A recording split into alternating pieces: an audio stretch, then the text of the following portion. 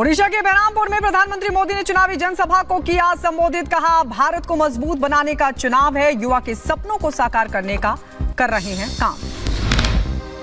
PM Modi ने विपक्ष पर साधा निशाना। कहा, कांग्रेस और बीजेडी ने जनता को लूटा, बीजेडी सरकार योजनाएं लागू नहीं करती। आपके लिए योजनाएं बनाता है, लेकिन बीजेडी सरकार या तो उनको लागू नहीं करती और ऊपर से लूटपाट करती है। प्रधानमंत्री मोदी ने भरी हुंकार। कहा, बीजेडी अस्त है, कांग्रेस पस्त है और ओडिशा के लोग बीजेपी पर आश्वस्त हैं। आज ओडिशा अमीर है और जनता गरीब है। सीएम योगी आदित्यनाथ ने इंडी गठबंधन पर किया हमला। कहा, इंडी गठबंधन और सपा के डीएनए में रामद्रोह है, वो अपने आचरण से मजबूर है।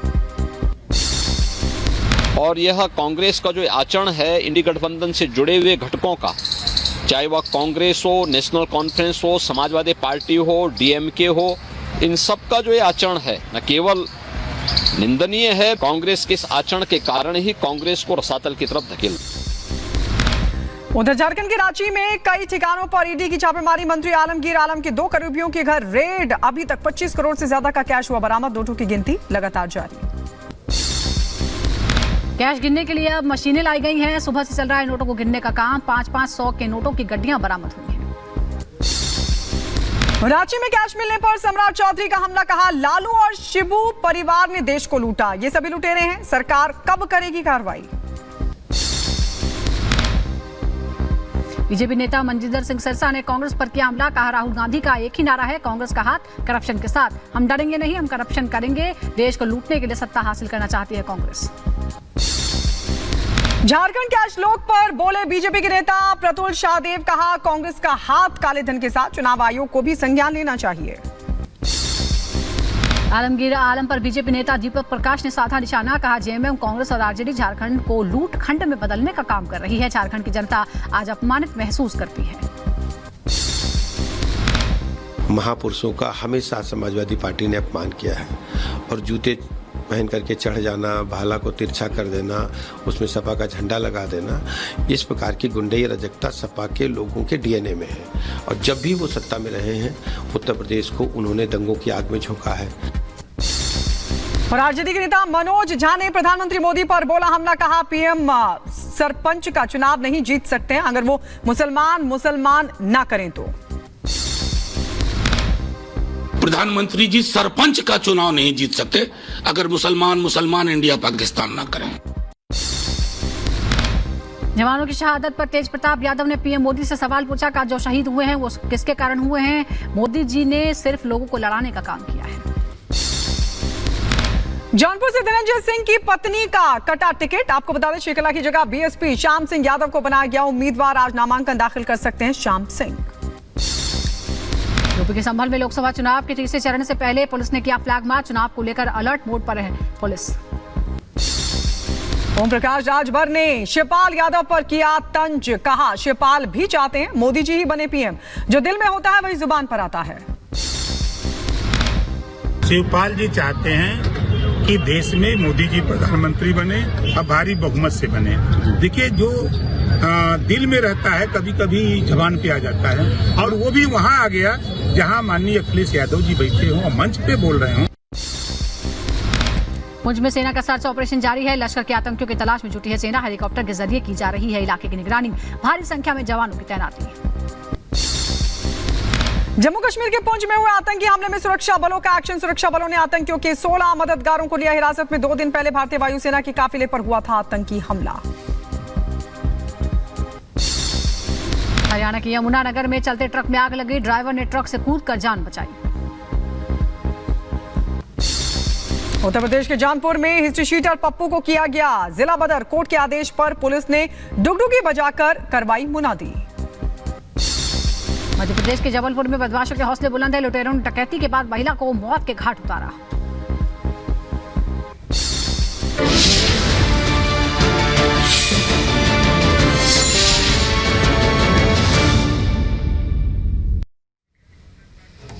उत्तर प्रदेश के डेप्यूटी सीएम केशव प्रसाद मौर्य ने समाजवादी पार्टी पर बड़ा हमला बोला। उन्होंने कहा है समाजवादी पार्टी के गुंडों ने महाराणा प्रताप का अपमान किया है, जनता इन्हें जवाब देगी, जनता सबक सिखाएगी।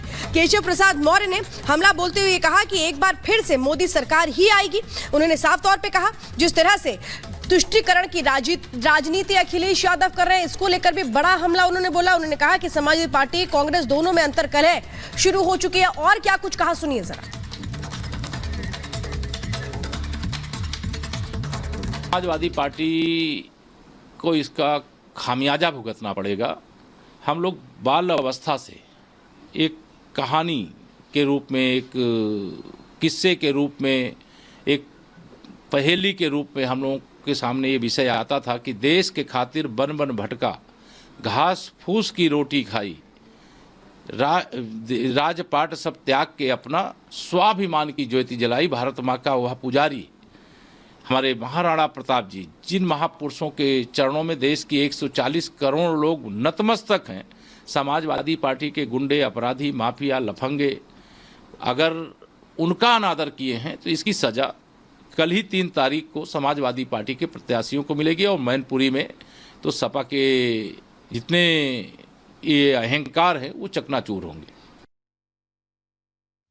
तो केशव प्रसाद मौर्य को आपने सुना, लेकिन आपको बता दें मैनपुरी में महाराणा प्रताप की प्रतिमा के अपमान का जो मुद्दा है वो समाजवादी पार्टी पर भारी पड़ सकता है। समाजवादी पार्टी के कार्यकर्ताओं के गुंडागर्दी की तस्वीरें जिस तरह से सोशल मीडिया पर वायरल हो रही हैं, लोगों के अंदर काफी गुस्सा है जो लगातार बढ़ रहा है और बीजेपी भी इस मौके पर भरपूर सियासी इस्तेमाल कर रही है। रिपोर्ट आपको दिखाते हैं।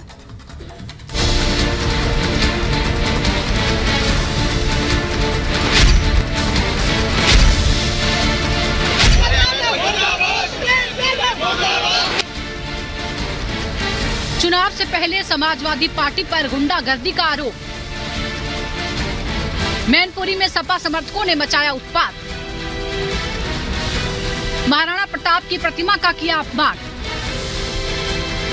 बीजेपी का आरोप, सामने आ गया सपा का असली चरित्र।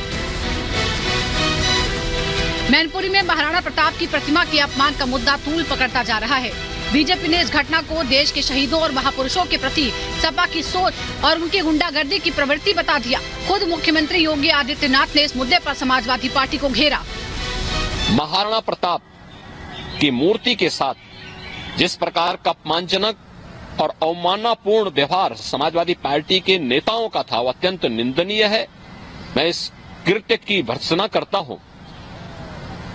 और ये केवल समाजवादी पार्टी का नहीं, यही महाराष्ट्र के अंदर राहुल गांधी के साथ भी था। छत्रपति शिवाजी महाराज का एक मूर्ति उनका एक समर्थक उन्हें देना चाहता था, राहुल गांधी ने लेने से इनकार कर दिया।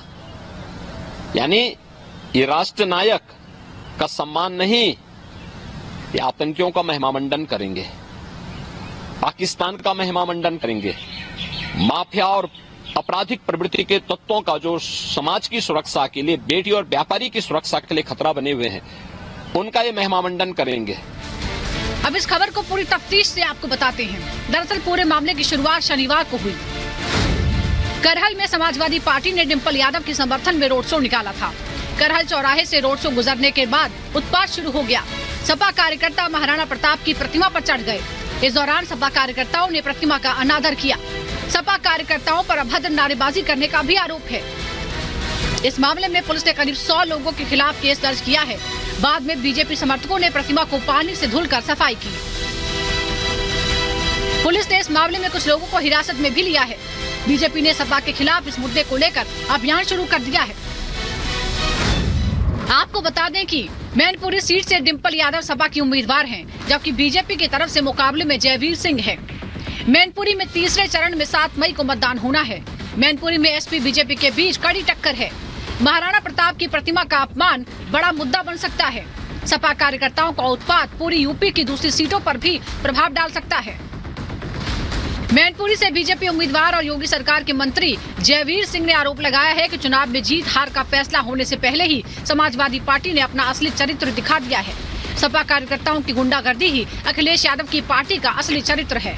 कि जिस दिन डिंपल जी का नामांकन कराने के लिए ये लोग आए थे, उस दिन भी समाजवादी पार्टी के राष्ट्रीय महासचिव सांसद प्रोफेसर रामगोपाल यादव जी ने भी बहुत भद्दी टिप्पणियां करने का काम किया था और उसी से इनका मनोबल बढ़ा।